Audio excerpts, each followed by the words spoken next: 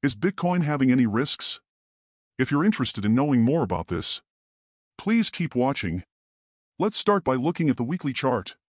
What I am personally most concerned about is the pattern on the weekly chart. Is there a possibility that we are experiencing a continuation pattern here?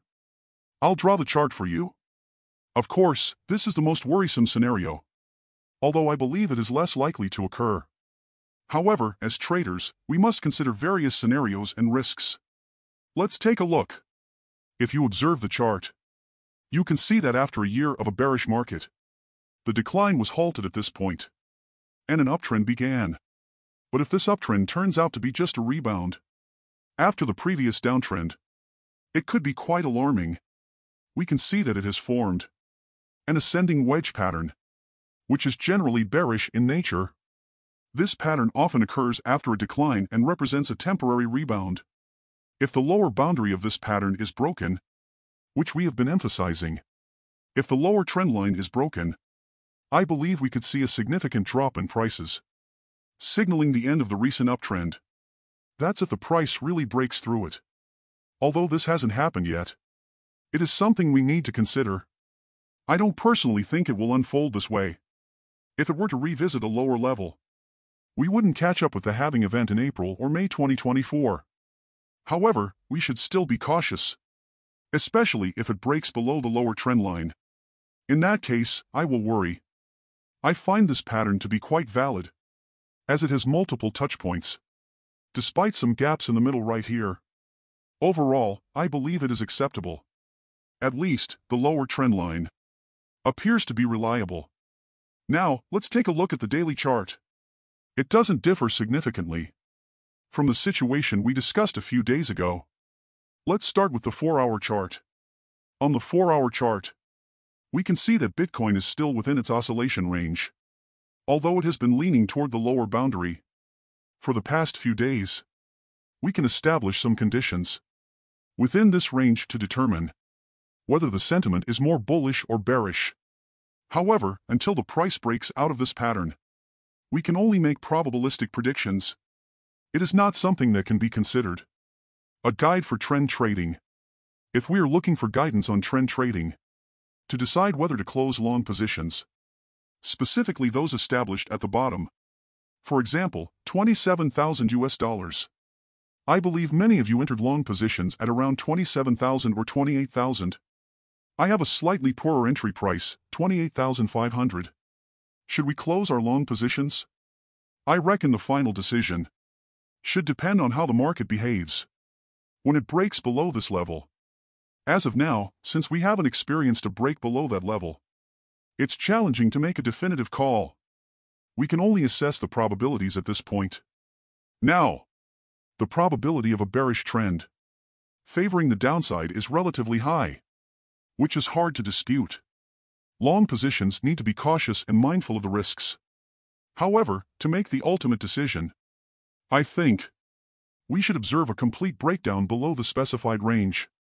It requires seeing a candlestick closing below this box, with a large volume or a series of continuous candlesticks closing below this box. Only then would I consider it necessary to exit long positions. Those holding spot positions should consider the same. We can divide the box pattern, which is drawn with the blue lines, into two sections roughly. Hold on. Let's see. Let's draw it nicely. All right. If we observe the central line here, we can see a significant S/R reversal. Previously, this area served as support, and then it became resistance. Then, it turned into resistance again here. Considering this, it is most likely that the price will exit this consolidation range at some point. Why is that so? The reason is that whenever the price hits the upper boundary of the box, it encounters supply very quickly, which you can see happening in several instances. You can observe that on the other hand, when the price was near the lower boundary, there was immediate support.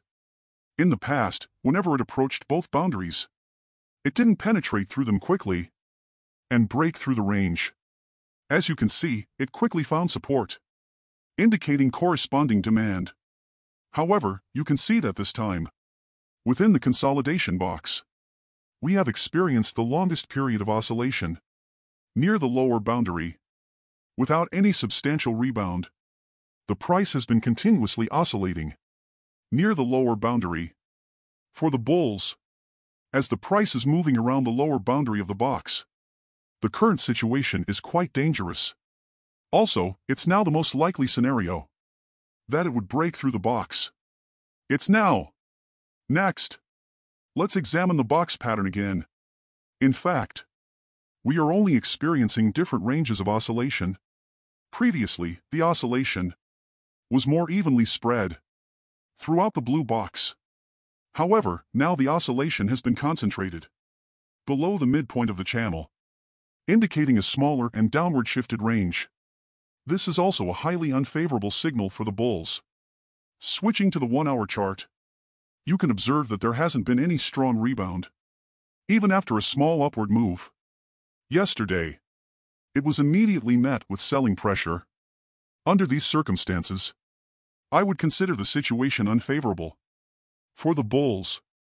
However, when it comes to making actual trading decisions, I personally would wait for a clearer signal to prevent regrets, even if the trade turns out to be wrong.